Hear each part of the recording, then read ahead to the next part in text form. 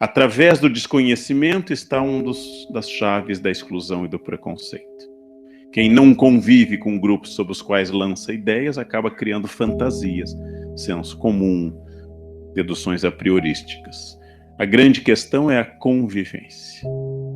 Quando você vai, como eu fui a primeira vez ao Irã, e descobre que os iranianos são absolutamente normais. É estranho dizer isso, mas acho que na propaganda do Ocidente, todo xiita é um abalado. Quando você vai no Irã e encontra jovens, pessoas debatendo, lendo, comprando jornais, tomando chá de hortelã nos bares. Quando você vai ao Irã, você vai descobrindo que o que faltava para você construir sua ideia de iraniano era exatamente conhecê-los. Era exatamente conhecê-los. E debatendo com uma pessoa que eu conheci, que fez um lindo espetáculo chamado, em São Paulo, acho que veio para o Rio também, o Evangelho segundo Jesus, Filha de Maria, que é uma versão transexual de Jesus. Então nós saímos para conversar, ela foi me dizendo várias coisas, e uma delas é que os medos e as dores são absolutamente comuns, absolutamente iguais a de todo mundo. Ou seja, o consenso é fundamental para que eu possa, através de educação e aprofundamento, fazer essa possibilidade. Mas nós vemos uma sociedade complexa, difícil. Nós vemos uma sociedade atacada por várias questões, e aí eu, infelizmente, também sou adepto da coerção. Leis duríssimas. Leis como a nossa Constituição de 88 sobre o racismo, que eu espero em breve ver complementadas com também tornar inafiançável violência doméstica e tornar a homofobia também crime no Brasil. Então, a coerção é um passo para eu chegar ao estágio seguinte. Eu gosto dessas datas, mas considero que essas datas são passageiras. Meu sonho é que não haja um Dia Internacional da Mulher. Meu sonho é que não haja um dia da consciência negra. Só haja um dia do ser humano. Mas esse é um sonho. Quando ninguém mais expressar nenhum gesto racista, nós podemos abolir qualquer contraposição. Um colega meu disse que tinha que haver o dia do orgulho hétero, e eu disse que não há, aliás já há, né? Existe o dia do homem, e que todos os homens héteros, brancos, bem-sucedidos podem pegar um Fiat, ir para Paulista e comemorar o dia perfeito, nada impede disso. Mas tem uma certa ironia, porque não creio que alguém nunca foi excluído de um grupo, atacado, violentado ou assassinado. Eu não tolero, você gosta de mulher, cara, então vou romper. Nunca alguém foi atacado. Então, por isso, coerção e consenso. Quanto mais consenso, menos coerção. Não há sociedade baseada só na coerção, não há sociedade baseada só no consenso. Todos os sistemas precisam de um equilíbrio entre os dois. Educação das crianças, e quando alguém me diz, mas sempre foi assim, argumento histórico não é válido, nada foi sempre assim. Argumento sociológico não é válido, todo mundo faz assim. Há 30 anos ninguém usava cinto de segurança nesse Brasil. Campanha, coerção e consenso. Multa e campanha. Há 50 anos tomávamos banhos de namor e de sereia. Ficávamos no chuveiro ou na banheira horas porque a água era infinda. Nossos filhos e netos têm muito mais consciência ecológica da água do que nós, graças à escola. Então tudo mudou. E as pessoas, quando eu vou a um país onde não existe fila preferencial para idosos, eu noto que nós demos um passo, inclusive na consciência das filas.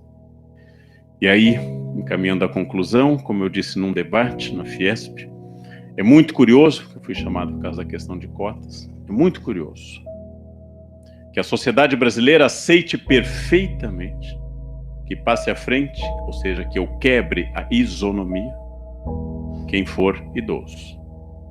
A sociedade aceita perfeitamente que eu quebre a isonomia se for gestante, portador de algum problema de motricidade, que passe à frente. A sociedade aceita sem contestar que quem comprou primeira classe executiva passe à frente e quebre a isonomia. A meritocracia da chegada. A sociedade aceita sem contestar, especialmente nos Estados Unidos, a figura do fast track. Eu pago para ir numa fila mais rápida. A sociedade aceita absolutamente todos os tratamentos VIPs dados por motivos de identidade, de gênero, de físico ou de dinheiro. Só não aceita as cotas. Isso é estranho. Ah, não, as cotas são injustas. Mas e o resto? É justo passar na frente porque tem mais dinheiro? Ah, isso é. Não, o resto não. E é por isso que eu afirmo taxativamente que atrás do debate de cotas de meritocracia se esconde simplesmente um discurso racista. Usando argumentos políticos e sociais, apenas se esconde um discurso racista. Eu acho que o tema é bom para debater. O tema é bom para debater, mas é sempre alguém que no fundo vai revelar algo desse jeito. As novas gerações vêm vindo um pouco melhores. E é importante dizer, como eu disse no livro, ninguém nasce racista. Nenhum bebê abre os olhos e é um suprematista branco, por exemplo. Aliás, nenhum bebê também nasce com identidade étnica. Nenhum bebê e nenhuma criança nasce com preconceito. Eu preciso ensinar alguém a ser preconceituoso, através do currículo formal direto e através do exemplo indireto. Para formar um cafajeste, eu preciso do exemplo de outros homens. Para formar um mau motorista, na cadeirinha o menino tem que ver o pai passar o sinal vermelho. E desde a cadeirinha ele vai absorvendo por osmose esse modelo. Ele vai esquecer tudo que aprendeu na escola, mas infelizmente isso ele não esquece. Nunca. Então, a minha esperança final, falando do consenso, é que se eu formei um preconceituoso, eu posso desformar também. Se eu ensinei preconceito, eu posso desensinar, porque é um aprendizado e é artificial, não é da natureza, é um aprendizado artificial. Essa é a aposta que se faz na educação tranquila das coisas, na educação clara e científica, porque ser racista não é apenas um crime e uma ofensa ética, também é um sinal claro de limitação intelectual. É o maior atestado que se passa de não ser inteligente, porque eu estou defendendo uma ideia que não tem nenhuma base. Imaginem em 100 anos ETs perguntando: no século XXI, pessoas com mais melanina tinham mais agressões? Sim. Um jovem negro da periferia de São Paulo tem 6 vezes mais chance de morrer antes dos 21 que um jovem branco. E o que provocava a melanina? Bem, menos câncer de pele. Ah, e era inferior? É. E o que provocava também a melanina? Menos envelhecimento. E os olhos escuros? Menos catarata. Ah, e era. Como é que você vai falar isso? E as pessoas de pele clara? Mais câncer de pele. E as de olho claro? Mais catarata. Mais envelhecimento. Você sabe, gente clara não envelhece, despenca, né? Apodrece em vida, né? Tem um momentinho bom, depois se vai. E aí eu vou ter que demonstrar que isso... Eu só estou usando essa ironia, porque ninguém é superior ou inferior, mas para dizer como é irracional. Como é absolutamente irracional. Querem uma outra irracionalidade? Mulheres vivem mais do que homens. Mulheres duram mais do que homens. Há mais viúvas no mundo que... Bom, não há viúvas no mundo, né? Já sai da missa de 7º dia, já mirando na próxima, né? Mulheres duram mais, a chance de durar mais sendo mulher é enorme, porque a mulher resiste mais à infecção na infância e vai mais a médico e faz mais exames, é mais cuidadosa e menos agressiva com armas de fogo. Mulheres têm uma sobrevida de, em média, 20% a mais do que os homens. Mulheres resistem mais à infecção. O homem doente, você sabe, um homem gripado manca. Ele manca. E aí, eu vou ter que explicar um ET que essa mulher é o sexo frágil. Se eu levasse em conta a biologia, estando frio lá fora, a mulher deve me dar o casaco, porque a chance de eu ter pneumonia é bem maior. Mas a construção do discurso contraria a lógica, contraria a ciência. Mulheres matam muito menos do que homens no trânsito. As companhias de seguro reconhecem isso e dão descontos para as mulheres. Homens matam 7 vezes mais do que mulheres no trânsito. A companhia de seguro não é poética, ela é uma empresa. E aí, a fama é que a mulher dirige mal. Os dados não derrubam o preconceito. Os números não derrubam o preconceito. Ou seja, é isso. Educação para mostrar ciência, educação para mostrar o combate e educação para formar um mundo que eu tenho muita esperança que seja um pouco menos imbecil do que o nosso. Eu sou um defensor ferrenho da meritocracia e é por isso que eu sou a favor de cotas. Eu quero que as pessoas concorram. Eu quero que as pessoas concorram. Se não volta, como dizia um falecido colega meu do Unicamp, Rubem Alves, na escola dos animais, o currículo inclui natação, voo e corrida. O elefante é reprovado porque não se empenha em voo. As cobras, na hora da corrida, são sempre deixadas para trás e o coelho vence. Apenas o ganso tira notas médias, porque voa mais ou menos, nada mais ou menos, e corre mais ou menos. Uma sociedade que estabelece, para só pegar um exemplo que eu acabei de estar num encontro na Inglaterra sobre cotas e meritocracia. Na Inglaterra, tal como no Brasil, o estágio é fundamental para a definição profissional. O que está acontecendo na Inglaterra? Todo estagiário está cada vez mais limitado a um grupo rico, que as empresas não estão pagando salário. Quem pode passar 2 anos absorvido 12 horas por dia numa empresa? Quem pode viver de mesada. Então essa pessoa que trabalha 12 horas, muita gente rica trabalha muito, trabalha 12 horas por dia, termina esse mereceu. Eu quero a meritocracia. Eu sou a favor da meritocracia. Eu digo aos meus alunos, você chegará onde você quiser, mas exatamente para que ela corra é que eu sou a favor de cotas. E aí eu vou usar um argumento que eu usei na minha parte. Gente, a Veja defendeu cotas. Pense bem. Reflita. A Veja publicou de capa. Matematicamente acompanhou 300 jovens e eu elogiei publicamente a reportagem. Publicamente. Não fez uma opinião, fez isso. Vamos para a segunda parte. Sim, eu defendo inclusive a inclusão via mercado. Eu defendo essa inclusão via mercado na medida em que exemplos positivos de sucesso, seja na mídia, como por exemplo Thaís e Maju, seja na mídia, por exemplo, através de bons exemplos, seja como consumidor.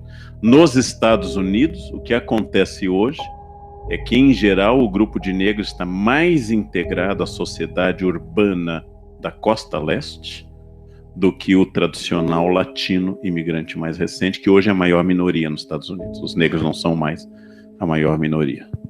Então, também há um risco de acontecer o que aconteceu com o operariado inglês no século XIX, que é que, beneficiado pelos ganhos do imperialismo, o operário se tornou também imperialista.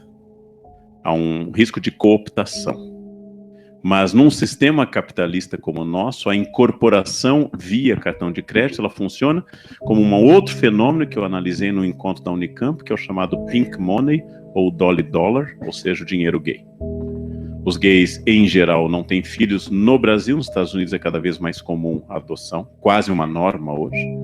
Os gays têm, em média, 30% a mais de renda que casais na mesma categoria. Viajam mais, compram mais, consomem mais. Então o mercado está gostando desse pink money, ou dolly dollar. O dólar de Dolly, a personagem. Então é isso. E isso está se tornando muito comum. Gostaria que a única inclusão não fosse pelo dinheiro, porque ela sempre vai significar uma exclusão por outro motivo, que é a falta do dinheiro. Gostaria que houvesse a esse respeito uma reflexão, mas sem sombra de dúvida, tal como disse o Betinho numa palestra que eu estive presente, quando ele fazia campanha contra a fome e dava a cesta básica, muitos acusaram de ser assistencialista. Ele disse, mas jamais alguém para quem eu levei a cesta básica.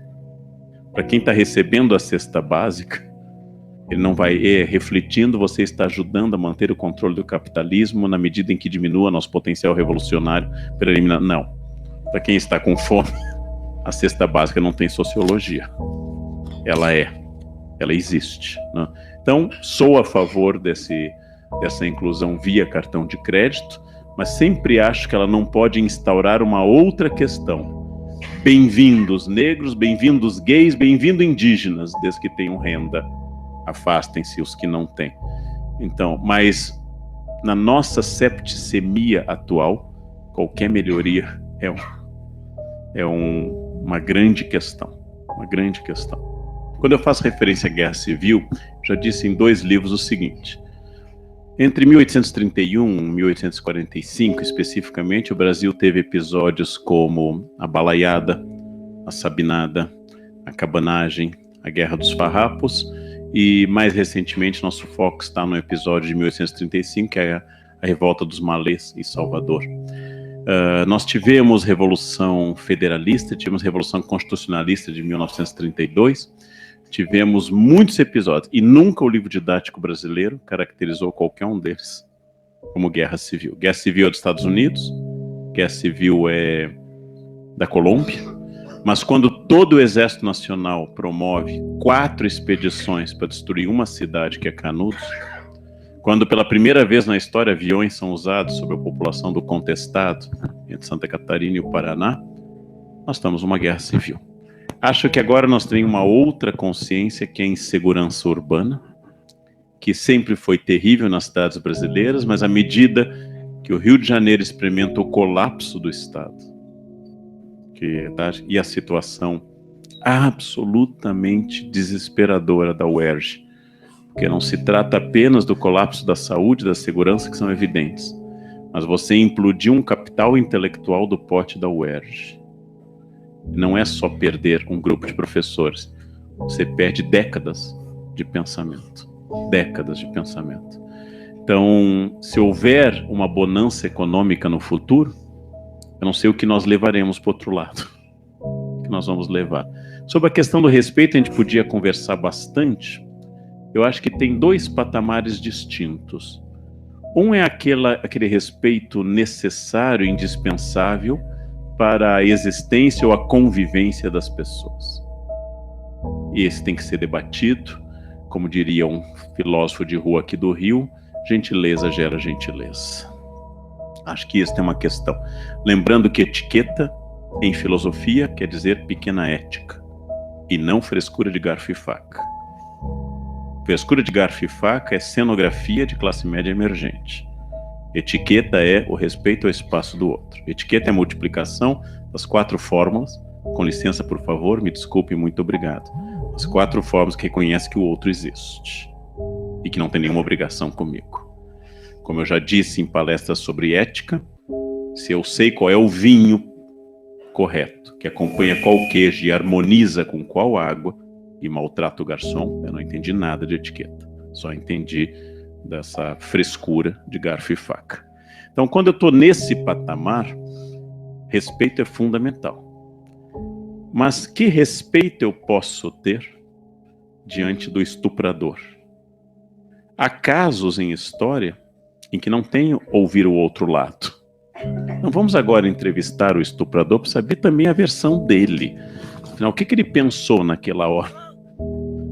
Há casos em história como o nazismo, como o estupro, que não tem o outro lado. Eu tenho casos que eu tenho um lado e o outro lado.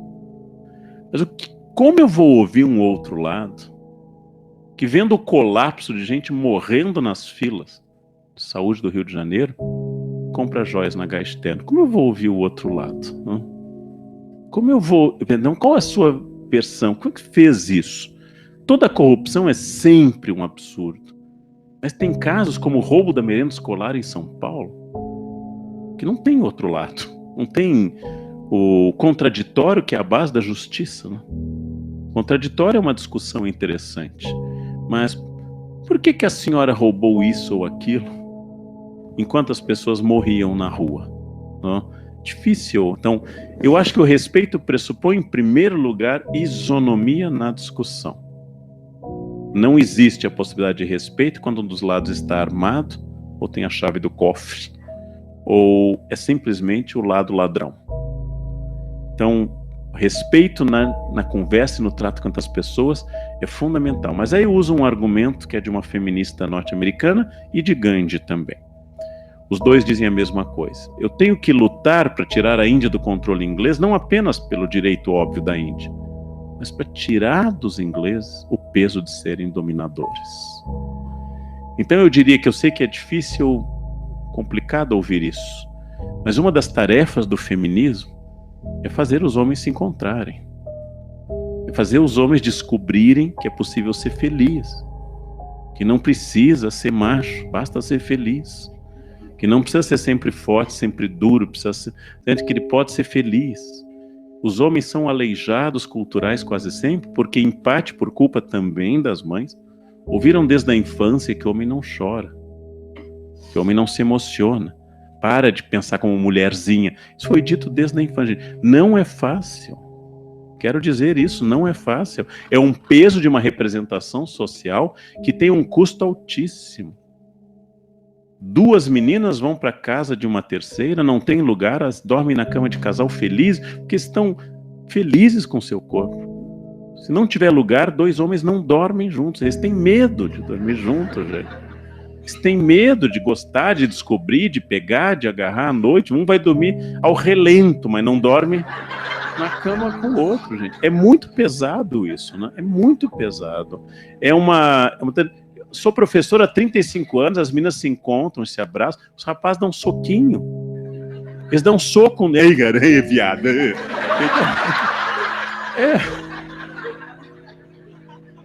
É assustador isso, né? Assustador isso. Então eu entendo a resistência, mas é o seguinte, eu acho que libertar-se do preconceito é um gesto instaurador de liberdade interna, em primeiro lugar. Mas é também um gesto instaurador de um papel, talvez, do respeito social, né? Libertar as pessoas do equívoco, fazê-las um pouco mais felizes, inclusive. Eu sei, acho que eu tenho muita, apesar de ser ateu, eu tenho uma longa formação cristã, eu sempre tendo ao martírio, a ideia a redenção. sacrificada, a redenção de Cana, sempre tendo a isso, né? Eu entendo quem diz, não, os homens que se ferrem, eu entendo isso, né? Eu entendo isso, mas, de novo, eu não quero substituir a opressão de um pela de outro. Não quero substituir uma coisa por outra. Eu não quero substituir, e eu tenho reclamei hoje isso em Búzios, 400 diretores de escola, não quero substituir a opressão dos professores e diretores pela opressão dos alunos, que chega lá e diz na escola, eu quero 2 hambúrgueres, alface, queijo, molho, especial, né? Não gosto de Alencar, eu prefiro ler, né, o Pancadão. Não, eu não quero substituir uma coisa por outra. Eu quero uma escola criativa e construtiva sem opressão. Sem opressão, e não uma coisa por outra. Nunca é a substituição. Senão nós voltamos àquela história. Quase sempre uma revolução gera um poder mais autoritário do que a causou. É a derrubada de um poder corrupto e autoritário de Nicolau II que gera Stalin. A derrubada da Revolução Francesa gera Napoleão e uma ditadura de 16 anos absolutamente corrupta e autoritária. Então é isso que tem que ter cuidado para não substituir uma coisa por outra. É complicado, isso daria uma outra reflexão de filosofia da história. Em geral se diz, e a questão é muito interessante, que quando você não enfrenta o problema de uma violência, ela vai assombrá-lo por muito tempo. Então, por exemplo, para dar uma pista a vocês, éramos 90 milhões de brasileiros até 1970. Quando eu era estudante, o número de desaparecidos era de 1.500 e poucos. Ele diminuiu com a Comissão da Verdade, aliás, curiosamente. O número de desaparecidos diminuiu com a Comissão da Verdade. É claro que não é o número em questão. Para a viúva do Vladimir Herzog, para a mulher do Santos Dias, tanto faz se morreram 10 mil, ela teve o marido torturado. Bem, a Argentina tinha 30 milhões de habitantes e tem quase 32 mil desaparecidos políticos. É assustadoramente mais.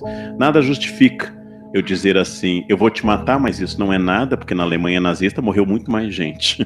Eu não posso usar um horror para outro horror. Mas a Argentina, por ter passado por uma experiência muito brutal, que tem uma série de motivos para isso, a Argentina acabou tocando muito mais na prisão de chefes militares.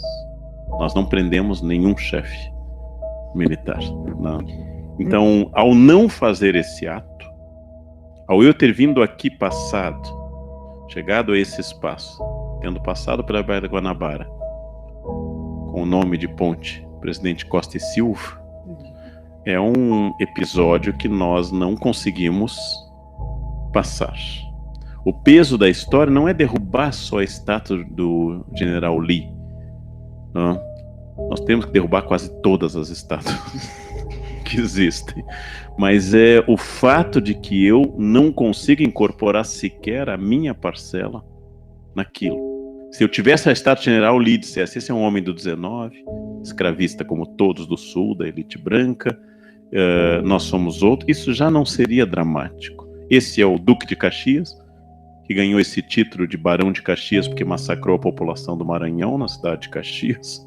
Depois de eliminar toda a população, foi agraciado com o título da cidade que ele matou. Florianópolis trocou de nome porque Floriano Peixoto mandou massacrar a cidade, aí passou de Desterro a Florianópolis. Seria como Israel ter como capital Hitlerópolis. Né? É isso. No fato que eu não reconheço esses massacres, sequer o massacre que eu acabei de trazer à tona de Porongos na Guerra dos Farrapos, eu não reconheço o que acontece nessas questões, eu sou obrigado a reviver esse fantasma sempre. Psicanaliticamente, enquanto eu não nomear o mal continua me dominando. Quando eu nomeio o mal, eu começo o processo de espiar, verbo que você usou, mas para espiar com X, eu preciso espiar com S. Eu preciso ver para depois espiar. A condição da catarse aristotélica é chegar ao fundo da tragédia.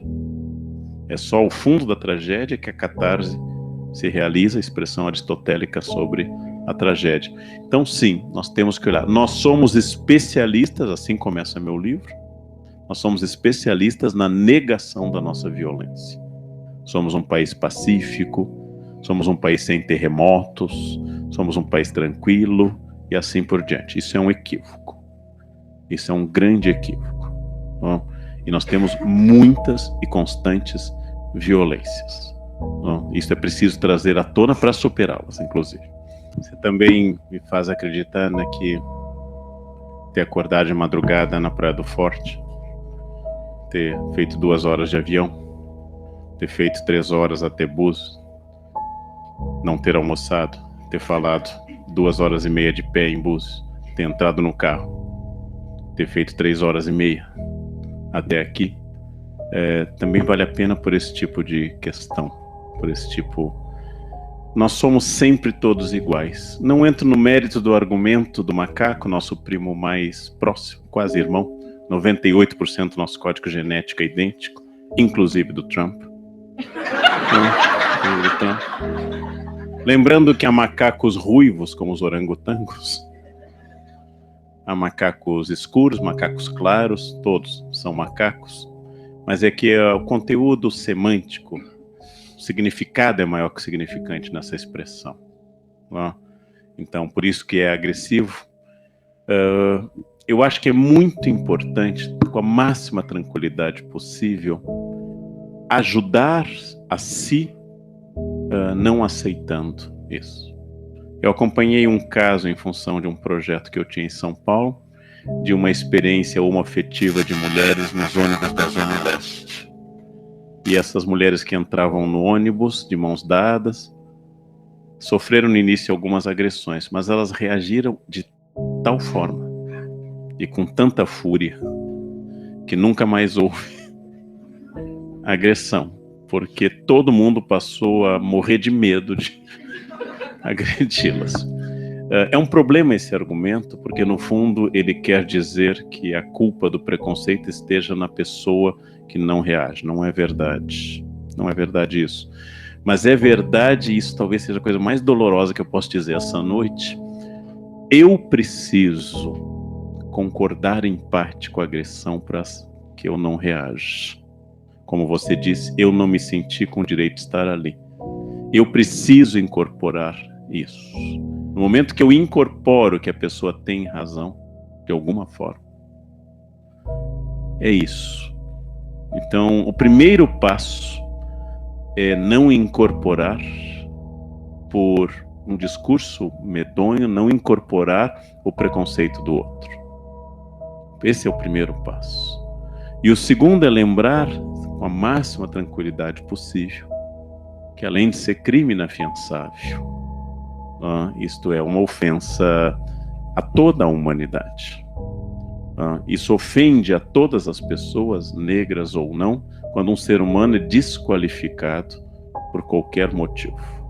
Qualquer ofensa desqualifica toda a espécie humana. O que significa que é muito complexo, mas nós precisamos enfrentar abertamente isso, abertamente, e precisamos tratar dessa questão para que não se repita mais isso. A Casa Grande e a Senzala continuam existindo.